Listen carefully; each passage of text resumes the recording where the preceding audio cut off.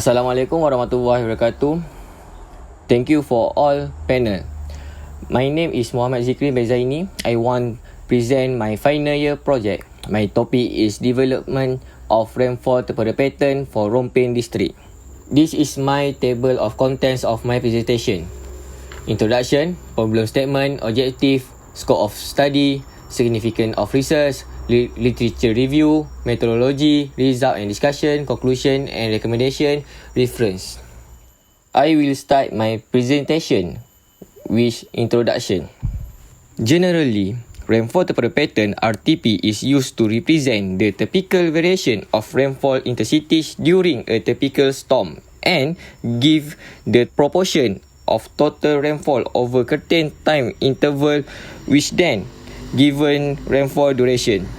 RTP events is very important due to the requirement in the design and evaluation of hydrologic safety for hydraulic structures. This is the example of rainfall temporal pattern. Next, the problem statement. Currently, all RTP data from MASMA 2 is state specific by region, which is not represent actual condition at each specific location. So, RTP information in MASMA 2 is outdated 2010. Therefore, it needs latest and update of rainfall data due to climate change factor. The objective of study are to develop rainfall temporal pattern in Rompin district using average variability method AVM and Huff time distribution method HTDM, and to compare the result of AVM and HTDM with MASMA 2. Scope of study. RTP for 5 rainfall station in Rompin district. Kampung Gambir, Hulu Sungai Canis, Kampung Kedaik, Stesen Pertanian Endau Rompin and Sungai Kepasing at Pahang. I use 2 RTP method, average variability method AVM and half time distribution method HTDM. My significance of study. The RTP from this study will provide the latest rainfall distribution for the specific area in Rompin district and more reliable design of RTP compared to the existing regional pattern listed in MASMA 2. After that, we go literature review. Huff 1990, he say area grouping showed only small changes in the time distribution will increasing size of sampling area. DID 2000, realistic estimate of temporal distribution are best obtained by analysis of local rainfall data from recording gauge networks. Chin Yun Lee 2010, analysis of rainfall will enhance the management of water resource application as well as the effective utilization of water resources. JV Bonta 2011, half curve are a probabilistic representation of accumulated storm depths. Bustami 2012, AVM is the most common method used on developing temporal rainfall pattern. DID 2012, it is important to emphasize that the rainfall temporal pattern are intended for use the hydrograph generation design storm. Dolsack 2016, different temporal rainfall distribution can lead to change in catchment response. This is my methodology. First, I find my title and set the objective and literature review. Selection of location. My location in Rompin district. Next, data collection.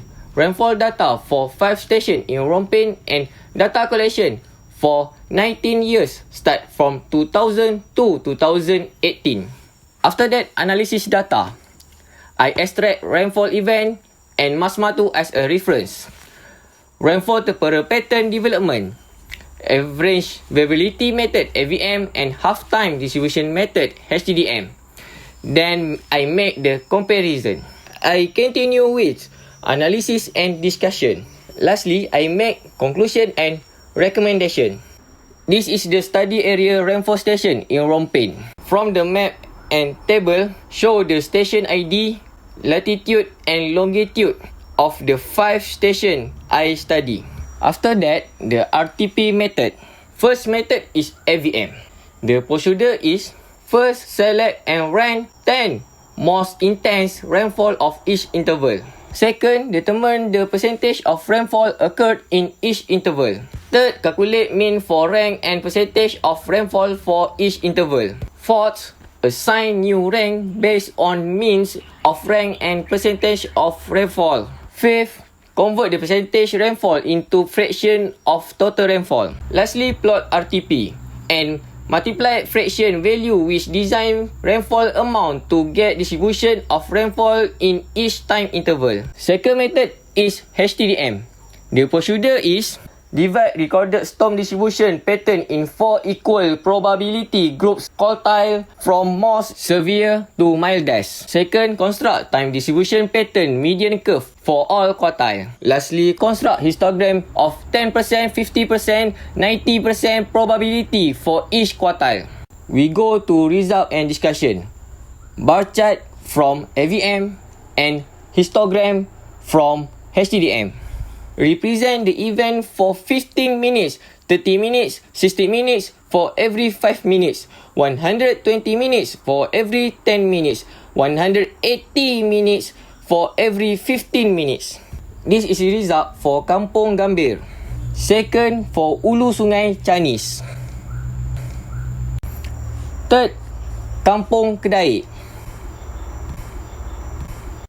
Fourth, Stesen Pertanian Endau Rompin. My last station is Sungai Kepasing at Pahang. This is table for comparison. The percentage range different of AVM and Masma 2. Based on table, it show that 3 station which is Kampung Gambir, Ulu Sungai Canis and Stesen Pertanian Endau Rompin for 60 minutes duration has the highest range of percentage different. And Sungai Kepasing at Pahang Station has the lowest range of percentage different for 15 minutes duration. Next, the percentage range different for HTDM and Masma 2. By this result, from 60 minutes at Kampung Kedai is lowest range of percentage from 18.85% to 65.16%. Kampung Kedai Station has the highest range of different for 180 minutes. Lastly, conclusion and recommendation. The RTP that use 2 different methods, AVM and HTDM, for 5 selection rainfall station in Rompin district were developed.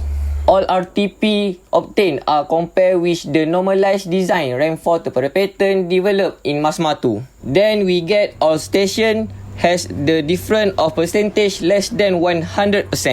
Next, based on different HTDM and Masma 2 for 60 minutes rainfall event, all stations show the difference less than 100%. But Ulu Sungai Canis for 120 minutes and Kampung Gambir, Kampung Kedai and Stesen Pertanian Endau Rompin for 180 minutes has the highest difference compared to other station. This is probably happening due to the climate change impact which affecting the number of rainfall event in the study area. This is because the data from Masma 2 is state specific by region which is not represent actual condition at each specific location. Compare the data from this study represent actual condition in Rompin district. This is because the data from Masma 2 is the state specific by region which is not represent actual condition at each specific location. Compare the data from this study represent actual condition in Rompin district. As conclusion, the study managed to achieve all the objective for the study that to develop the RTP using AVM and HTDM and compare with the value in Masma 2. In order to improve the quality of the finding of this RTP in future, there are some recommendations that can be done with using advanced software or statistic software like MATLAB and SPSS software. This study just using Excel and manual analysis take a long time to analysis data. Secondly, find the data from other source and compare. Engineering University in Malaysia have their own data collection RTP with real hydraulic and hydrology. Then to get the best data, study more years of data and analysis all station that area. To make the data more accurate, study the nearest the station also.